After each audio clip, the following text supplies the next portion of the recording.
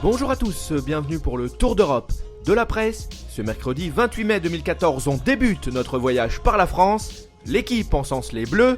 Hier soir, les joueurs de Didier Deschamps ont vaincu la Norvège 4-0. Le 1er juin prochain, l'équipe de France défiera le Paraguay à l'Allianz Riviera de Nice. De son côté, le journal Aujourd'hui en France juge que ce succès probant est vraiment bon pour le moral des tricolores. Il faut dire que les Bleus ont rendu une bonne copie au Stade de France, après avoir proposé un jeu séduisant et marqué des buts spectaculaires. On traverse les Alpes et on débarque en Italie. Le Corriere dello Sport nous apprend que Filippo Inzaghi a passé un coup de fil à Carlo Ancelotti.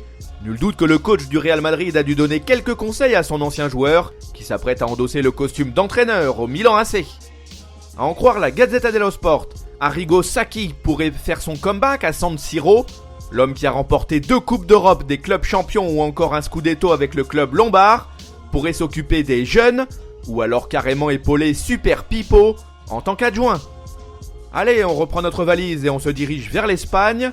Le quotidien AS souligne le fait que Vicente Del Bosque aurait pu devenir le manager de Manchester United. Le sélectionneur espagnol était visiblement dans la ligne de mire des Red Devils. Au final, ces derniers ont choisi de nommer le néerlandais Luis van Gaal. El Mundo Deportivo, quant à lui, mise sur un deal entre le PSG et le Barça.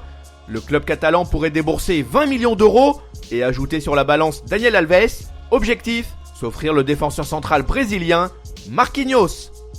Cap vers l'Angleterre, le Daily Mail diffuse les résultats d'une étude menée par l'agence Repucom. Cette dernière estime que Cristiano Ronaldo est le joueur le plus bankable sur la planète. L'attaquant du Real Madrid est suivi par Lionel Messi et Gérard Piqué. Pour arriver à ce résultat, les experts de Repucom ont pris en compte plusieurs données. Par exemple, le nombre de personnes qui suivent telle ou telle superstar via Twitter ou Facebook. Le taux de connaissance du joueur aux 4 coins du globe a aussi été un facteur déterminant. Dixit le Daily Mirror, Alexander Kolarov pourrait quitter Manchester City. Le latéral gauche serait ciblé par le Milan AC, la Juventus et l'AS Rome. En France, le Serbe aurait une touche avec Monaco. Voilà, ce tour d'Europe de la presse est terminé. On se retrouve très vite pour un nouveau numéro.